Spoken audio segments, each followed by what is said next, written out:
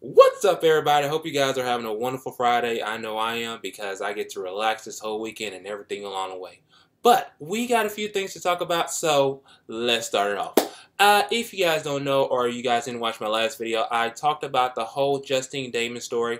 If you guys don't know, Justine Damond, she was 40 years old. She called 911 late last Saturday evening and about a disturbance that's going on in her neighborhood. Well, when the police arrived to the scene, Justine, she approached her car. She approached on the driver's side of the police car in her pajamas. And when this happened, one of the police officers opened fire from their passenger seat and fired across from their partner. And the officer, he killed Justine on the spot. Now, the thing was, why did this officer do that? And who was this officer? Well, that officer who killed Justine Damond was Mohammed Noor, and he was a Somalian American officer with only 2 years of experience in the Minneapolis Police Department.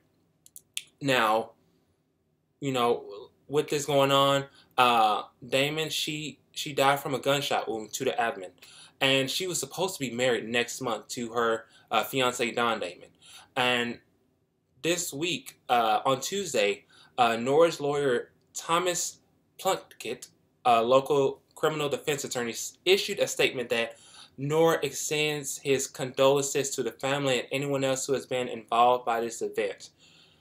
First of all, you were the reason why she's not able to go to see her husband or her stepson, and you're the reason why she's not being able to get married, and you're sending your condolences to her family after what you've done. No, now, I know some people think that's rude, but I'm just stating the fact. That's kind of wrong for that to happen, for you to do that to someone who lost a loved one or a son who lost a mom and everything else along the way.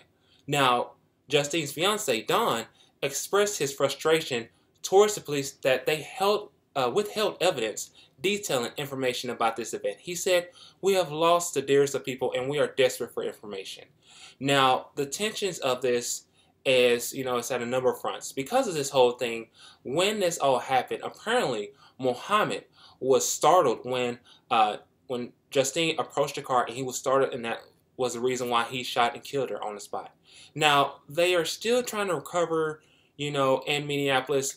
They're trying to recover at the whole Fidel Castro case. If you don't know about that, Fidel Castro, he was with his girlfriend and his little one in a car, and police pulled him over because of a broken tail light, and the police asked for his license and registration. He pulled out his registration and told the police officer, "Hey, I have a gun in my car, just wanted to let you know." The officer said, "Hey, that's fine, just don't touch it." He went to go get his license, and apparently the officer, he got scared and he thought he was reaching for the gun, pulled out his own gun and shot him 7 times.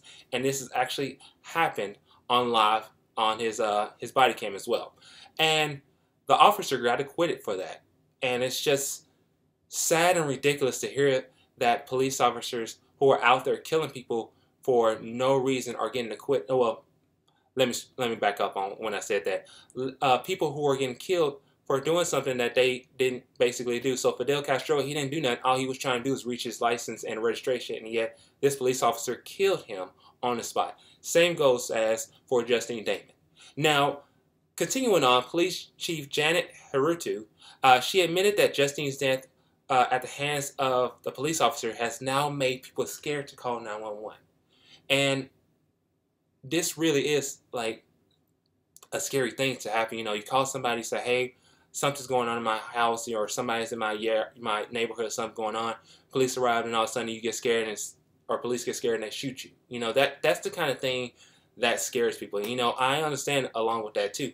And like I was talking about police officers, we're going to continue on, but we're going to go all the way to Baltimore. If you guys don't know about this, well, there's a little backstory to this. 27-year-old Tyrone Jones, he was held in jail for months for having, a stash of drugs in his backyard. However, there's a different side to that, because apparently the officer who found those drugs happened to be a key element in this whole fiasco, according to his body cam.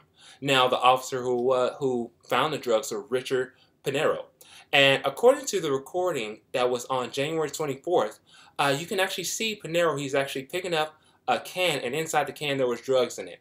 But that's not the whole video, because apparently it turns out that his body cam, it was actually an on body cam. So what that means is that even though it's recording and deleting things when it's activated, it still holds up to 30 seconds worth of footage without being, without any audio or anything else before activation. So you can actually see Panera. He's actually going to the backyard and he's, scrimmaging around and everything along the way. And then he picks up some, like the can, and he has apparently some drugs in his hand, and he puts the can in there and he, hides it and everything, walks out with his officers, fellow officers, 2 of them, and he walks back and he'll say, hey, we need to go around here, we need to search and everything along the way, finds the can, says, yo, that kind of thing, and so much more.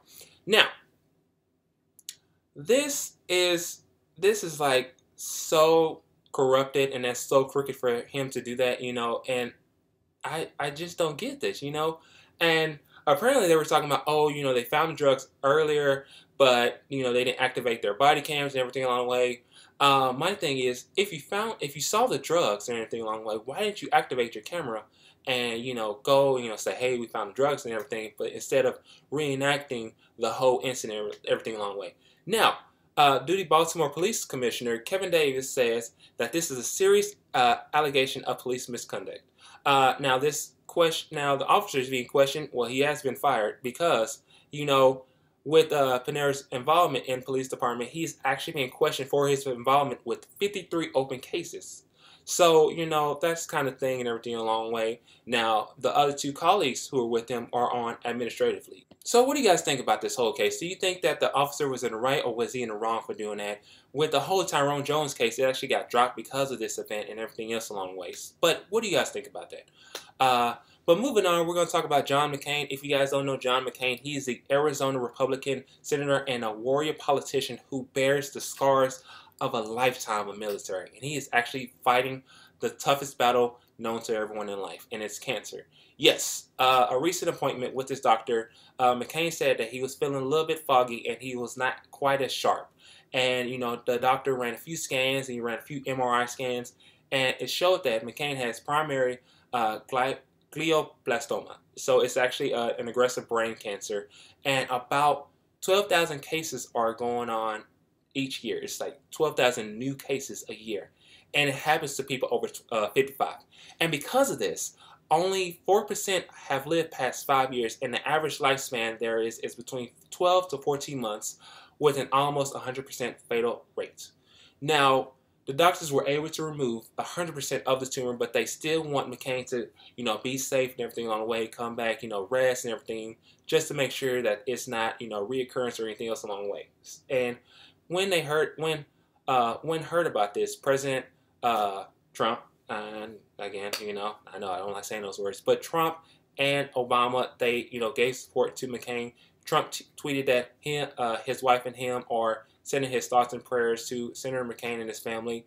And Obama tweeted that John McCain is an American hero and one of the bravest fighters I've ever known. Cancer doesn't know what it's up against.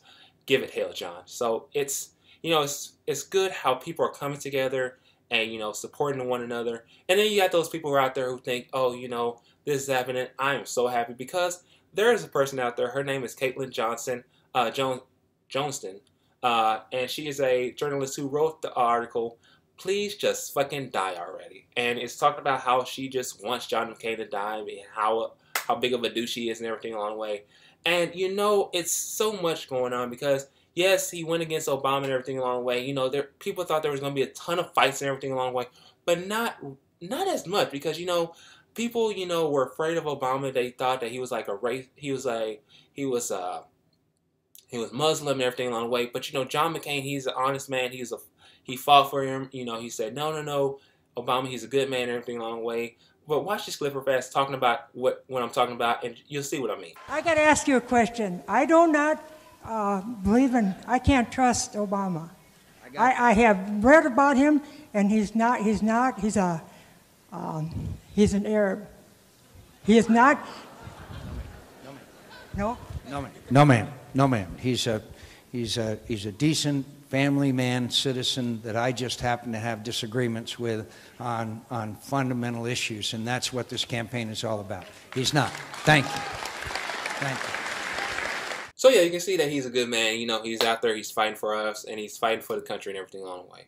And lastly, I have one more story. It's going on to Chester Bennington. If you don't know who he is actually the lead singer of Linkin Park, and he's actually the talk of this week because apparently a few days ago he died at the age of 41. Yes, his body was found around 9 o'clock local time at his private home, and at his home he hung himself. Now, with this, he leaves behind 6 kids from 2 marriages and his wife. Now, this is actually a shock to a lot of people because apparently he was struggling with alcohol and drug abuse for a few years in the past. And he also talked about committed suicide because when he was a child, he was abused by an older man and everything along the way. But, you know, Chester, he was actually going through a lot and everything, but he still had, you know, his friends, he also had his family. His kids were always supporting him and teaching him everything along the way, and also his wife as well. And, you know, Bennington, he was actually close friends with Chris Cornell, a singer who passed away in May. He's committed suicide as well by doing the same thing. And it's sad to hear about this because both him and Bennington, like I said, were close friends. And Bennington, he actually died on Chris Cornell's birthday. So, you know, it's just scary to hear about this long way.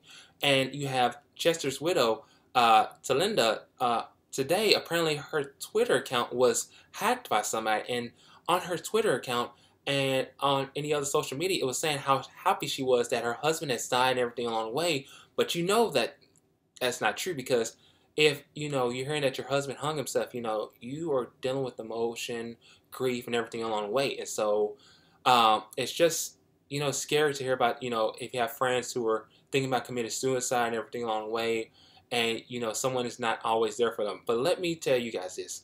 If you're thinking about committing suicide, don't do it, okay? If you need somebody to talk to, I'm here for you. You know, you can find me on YouTube. You can find me on social media. You know, talk to me. You can send, you know, if you want to call me, feel free to call me. I don't care. I don't want you to leave this world without making a difference in this life. You understand?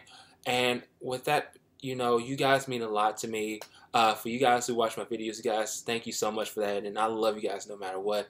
But yeah, go, if you have any kind of problems, feel free to talk to somebody. You could talk to me, talk to your mom, your dad, brother, sister, friends, family, anybody about anything in life, okay? And with that being said, you guys, like, share, comment, you know, let me know what is going on. You know, I'm here for you. Like I always say, I'm here for you guys. And with that being said, I love you guys. Peace out.